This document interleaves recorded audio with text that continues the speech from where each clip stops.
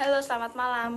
Perkenalkan, nama saya Beradita Adilin Putri Santosa dengan nomor induk mahasiswa 23743 dari kelas 1A. Pada kesempatan kali ini, saya akan membahas tentang perkembangan fisik dan psikomotorik peserta didik dan problematikanya. Pertama, kita akan mencari tahu apa itu perkembangan fisik dan psikomotorik pada peserta didik. Perkembangan fisik dan psikomotorik pada peserta didik adalah bertambahnya kemampuan atau skill dalam struktur dan fungsi tubuh yang lebih kompleks dalam pola yang teratur dan dapat diramalkan. Sebagai hasil dari proses pematangan fisik atau tubuh manusia yang merupakan sistem organ kompleks dan sangat mengagumkan. Cullen dan Thompson mengemukakan bahwa perkembangan fisik individu meliputi 4 aspek, yaitu aspek yang pertama, sistem syaraf, yang sangat mempengaruhi perkembangan kecerdasan dan emosi. Yang kedua, otot-otot, yang mempengaruhi perkembangan kekuatan dan kemampuan motorik. Yang ketiga, ada kelenjar endokrin, yang menyebabkan munculnya pola-pola tingkah laku yang baru, terutama pada usia remaja. Yang keempat, ada struktur fisik atau tubuh yang meliputi tinggi, berat, dan proporsi tubuh manusia. Perkembangan psikomotor adalah perkembangan mengontrol gerakan-gerakan tubuh melalui kegiatan yang terkoordinasi antara saraf pusat dan otot. Pencapaian kemampuan tersebut mengarah pada pembentukan keterampilan.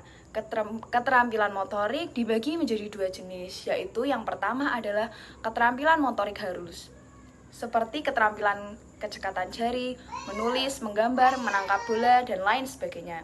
Yang kedua ada keterampilan motorik kasar, meliputi kegiatan-kegiatan otot seperti berjalan, berlari, naik turun tangga, melompat, dan sebagainya. Ada pula karakteristik perkembangan fisik dan psikomotorik peserta didik pada anak perempuan, seperti terjadinya pertumbuhan tulang-tulang, berubahnya anggota tubuh, dan mengalami menstruasi pada setiap bulannya.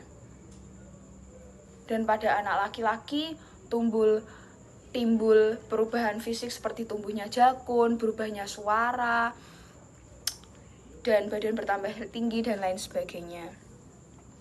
Ada pula karakteristik perkembangan fisik peserta didik berdasarkan rentang usia. Yang pertama, ada karakteristik perkembangan fisik pada masa kanak-kanak 0-5 tahun. Perkembangan kemampuan fisik pada anak kecil ditandai dengan mulai mampu melakukan bermacam-macam gerakan dasar yang semakin baik, seperti berjalan, berlari, meloncat, menangkap, dan lain-lain. Yang kedua, ada karakteristik perkembangan fisik pada anak usia 5-11 tahun. Perkembangan waktu reaksi lebih lambat dibanding pada masa kanak-kanak. Koordinasi mata berkembang dengan baik dan masih menggunakan otot-otot kecil. Yang ketiga, ada karakteristik perkembangan fisik pada anak usia 8-9 tahun. Terjadi perbaikan koordinasi tubuh, ketahanan tubuh bertambah. Anak laki-laki cenderung aktivitas yang ada kontak fisik seperti berkelahi dan bergulat. Yang keempat, ada karakteristik perkembangan fisik. Pada anak usia 10-11 tahun, kekuatan anak laki-laki lebih kuat daripada wanita. Kenaikan tekanan darah, dan metabolisme yang tajam. Yang kelima, ada karakteristik perkembangan fisik pada masa remaja. Perkembangan fisik yang dapat menonjol pada perkembangan kekuatan, ketahanan, dan organ seksual. Yang keenam, ada karakteristik perkembangan fisik pada masa dewasa. Kemampuan fisik pada masa dewasa pada setiap individu menjadi sangat bervariasi seiring dengan pertumbuhannya fisik. Lalu ada karakteristik perkembangan psikomotorik peserta didik. Yang pertama, karakteristik perkembangan psikomotorik pada anak usia 3 tahun tidak dapat berhenti dan berputar secara tiba-tiba atau secara cepat.